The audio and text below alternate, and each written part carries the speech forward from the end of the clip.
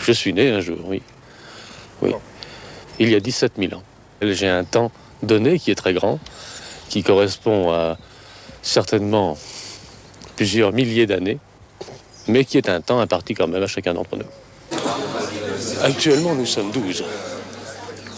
Et quand je dis actuellement, cela implique une durée de plusieurs milliers d'années. Je suis le seul en France.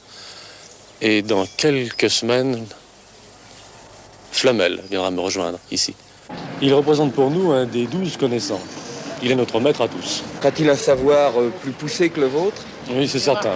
Est-ce que vous avez des souvenirs au moment où vous revenez là aujourd'hui avec nous à Versailles, des souvenirs qui reviennent en vous?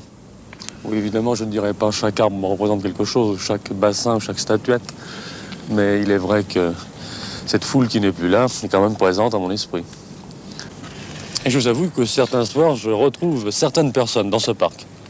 Pour les gens qui sont initiés à cet ordre d'idées, et je dis idées à bon escient, qui ont lu certains ouvrages qui ont été faits sur moi, je suis un alchimiste et le dernier des Templiers.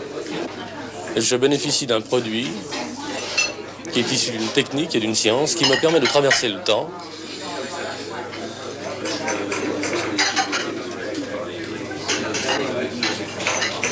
et qui me permet également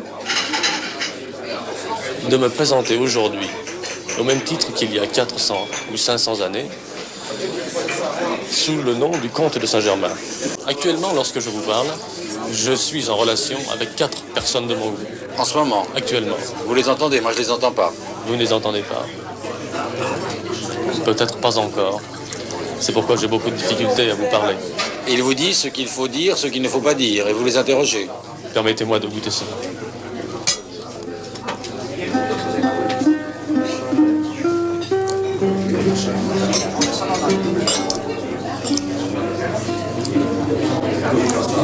Il est parfait. Je parle 17 langues couramment et 8 dialectes. Et que faites-vous, par exemple, que je ne fasse pas? De l'or. Et je vis longtemps. Et encore? C'est beaucoup, vous savez. C'est beaucoup. Près de nous, un homme qui a eu un très grave accident, que je sais, moi, qui vous êtes une ancienne vedette du monde du spectacle, une ancienne vedette connue, vous avez quitté le spectacle, vous avez maintenant une situation dans l'industrie importante, c'est la raison pour laquelle vous ne voulez pas montrer votre visage.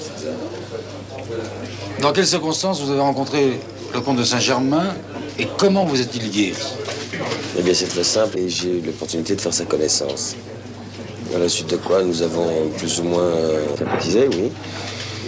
Et j'ai eu donc l'accident dont vous avez parlé tout à l'heure. À la suite duquel j'ai perdu un œil.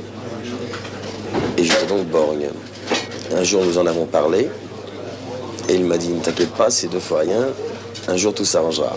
Saint-Germain m'a fait prendre certains produits. Le lendemain, je voyais normalement avec mes 2 yeux. Alors que j'étais parfaitement borgne et tous les plus grands professeurs de Paris ou d'Europe pourront vous confirmer, preuve à l'appui que j'étais borgne. Et mon œil était mort, à 100%. Le comte de Saint-Germain de l'histoire lui ressemblait beaucoup. Il avait son allure, son talent de conteur, sa vaste culture, ses connaissances historiques. Il émerveillait lui aussi avec des prodiges de salon. On lui attribue la fabrication par alchimie du Régent, un diamant de 130 carats. Il sauva, dit-on, la fortune de Louis XV. Il fut au cœur des grandes intrigues internationales. Il se disait fondateur des Rose-Croix.